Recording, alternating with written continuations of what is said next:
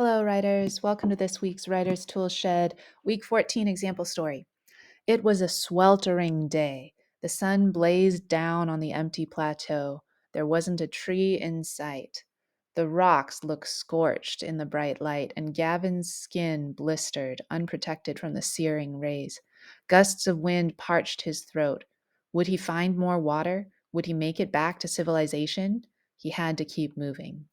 Gavin packed his blanket into the compact bundle he carried on his back and stood to keep traveling. Then he froze. Up ahead, he saw what looked like a minute black dot on the horizon. But Gavin knew better. That was the city. He could make it. He was saved. The first word is plateau, which is a noun, means a level land that stands above the surrounding area. So here is the plateau, whereas the surrounding plain is all flat and ground level, but then the plateau goes up like a side of a mountain, but then flattens out and this big plate-like land mass. And so if you're thinking about a plateau versus a mountain, of course, a mountain is higher up like this, but it rises up and up and up to a kind of a point at the top, and a plateau is like a mountain that got cut off. Scorch, verb, to affect the color or taste of something by burning it slightly. So you can see the scorched earth here where the wildfire came through and burned the grass and burned the ground and left it this dark black color. The difference between scorch and burn is that when you scorch something, you're definitely not burning it up. You are leaving it intact. It's only been the color only has been changed. Whereas if you burn something, then you're either injuring it or burning it, and so that it becomes ashes. So you would not say the trees in this black area, the trees were burned because they were burned up. The ground was scorched. These trees over in the distance might have been scorched, but they were not burned.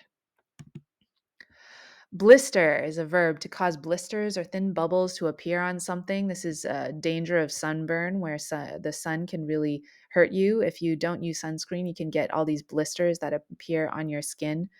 The difference between blister and burn, again, so that similar word, blister, scorch, burn, is that if something burns, it gets burned up. But if something blisters, then yes, the heat goes on it. It gets affected by having these bubbles raise on it, but it doesn't get burned up. Compact is an adjective arranged within a small space. So this suitcase is packed in a compact way. The shoes and the clothes and everything is folded up and pressed together so that it can all fit. Compact versus small. If something is small, then it is, not large in size. There is not much space inside, but it's not necessarily compact. You could have a small suitcase that's very loosely packed. But if something is compact, then it's squeezed together. You have the sense of like it's all very crowded in there.